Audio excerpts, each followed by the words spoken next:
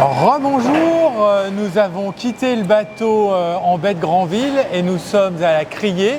Donc on est dans un frigo, on peut le dire, là on est carrément dans un frigo.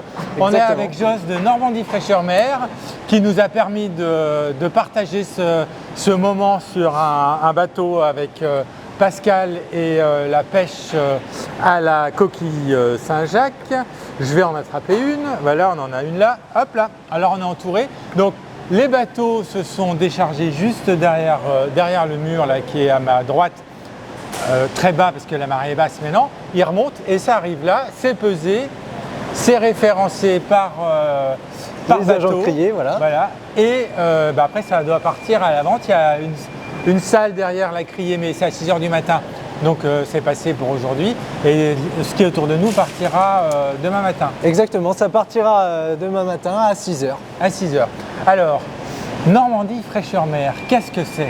Alors Normandie Fraîcheur Mer, on est une association qui a pour but de valoriser les produits et les métiers de la pêche normande. On valorise donc l'essentiel de nos poissons normands et puis les métiers que nous pratiquons ici, enfin du moins sur toute la Normandie, donc des côtes ouest jusqu'aux côtes du Tréport. Voilà. Jusqu'aux côtes du Tréport. Alors, on a une coquille Saint-Jacques, donc ce matin j'ai été sur un bateau, donc elles sont, Pascal nous a expliqué comment elles étaient ramassées ou pêchées. Je ne sais pas comment on dit en fait, on dit ramassées ou pêchées? Alors elles sont pêchées, hein. C'est ramassé sur le sable, mais c'est voilà. Oui, parce qu'il a dit que c'était attrapé sur le fond, donc voilà, j'ai eu un doute. Donc, alors là, elles doivent avoir froid, les peaux, parce qu'il fait vraiment pas chaud là dans le frigo. Donc elles s'ouvrent un peu. J'avais vu que sur le bateau aussi, c'est ce qu'il m'avait dit ce matin, que quand elles avaient froid, elles avaient un peu tendance à s'ouvrir. Donc on va en ouvrir une pour voir à quoi ça ressemble dedans. Alors, c'est assez simple, hein, c'est pas une huître à ouvrir. Enfin, en voyant comme ça a l'air voilà. simple. Alors pour ouvrir ta coquille, tu incises sur ce côté là. Ouais. Voilà, sur le côté gauche, tu l'incises, tac, elle va commencer à s'entrouvrir. Et là, tu plaques ta lame sur le dessus de ta valve du dessus et tu tires. Et voilà, et ta coquille est ouverte. Et la coquille est ouverte. Donc on a ce que nous on voit dans nos assiettes, on a une grande partie blanche. Voilà, donc là on a la noix de Saint-Jacques. Donc il y a la noix de Saint-Jacques. Donc celle-là n'a pas de corail. Alors nous pour le concours, elles auront toutes du corail, mais comme on est en baie de Granville, il n'y a pas de corail. Voilà, pour le moment on n'a pas de corail, car ce n'est pas la saison. Ça arrivera, ça va commencer. Tard, oui, voilà, ça va arriver à partir du mois de mars-avril. On va avoir un corail qui va se développer. Donc là, on peut quand même le voir. Là, il est quand même développé, mais on voit bien, hein, comme tu vois, il est pas encore turgescent et il est relativement clair. Hein. Oui, il est très clair. Et alors, il y a tout un tas de membranes, je sais pas, enfin, qui en fait, m'expliquait Pascal tout à l'heure, c'est le filtre et c'est le moyen pour la coquille Saint-Jacques d'aspirer l'eau, de filtrer le sable et ce dont elle a besoin pour manger, d'absorber ce dont elle a besoin et de recracher tout ce dont elle n'a pas besoin. C'est ça. Alors là, on a une paire de bardes, donc ce que tu vois ici. Voilà. Et donc il y a des ocelles sur ces bardes. C'est ses yeux en fait. Ah, c'est ses yeux.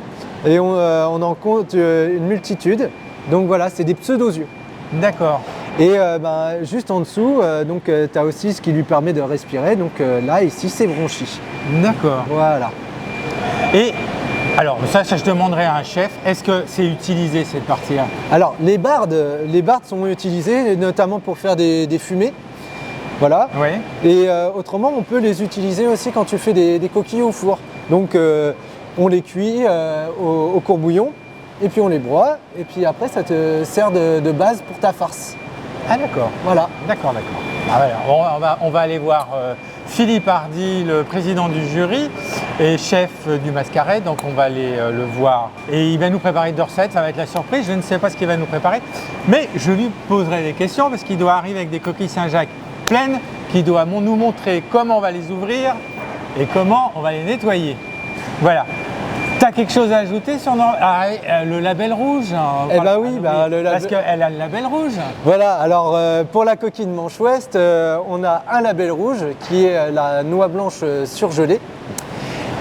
Sur les 3 que l'on dispose en Normandie. Voilà, alors plus haut aussi, il y a du label rouge. Hein. Voilà, il y a 2 types de labels rouges sur les côtes de Manche Ouest, de Manche Est. De Manche Est. Et dernière chose, il n'y a pas une IGP en préparation? Voilà, il y a une IGP comme ça.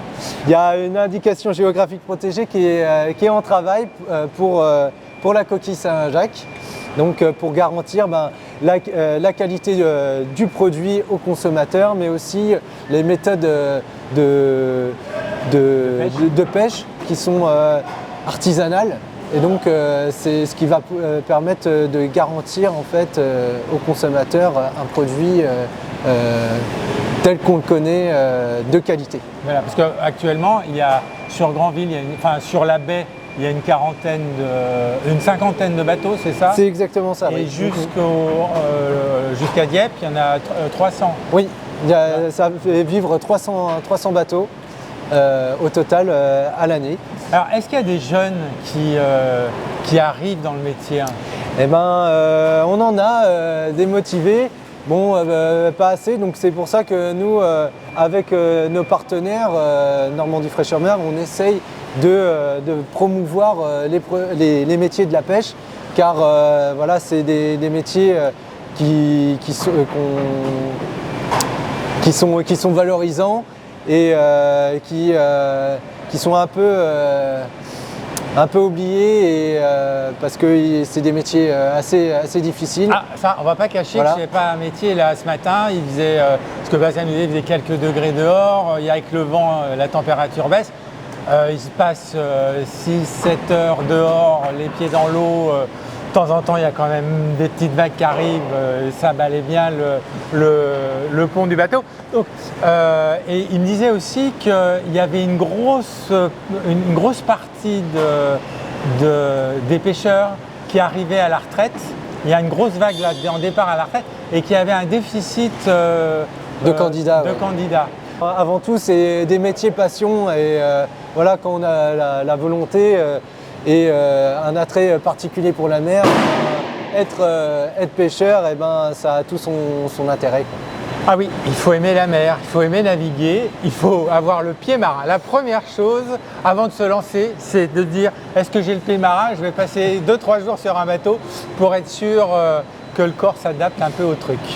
Merci beaucoup, Joss. Eh ben de rien, merci à toi. Et nous, on se retrouve fin avril pour le marché des léopards et le trophée des léopards à l'Abbaye aux Dames à Caen. Merci beaucoup, au revoir. Merci. Au revoir.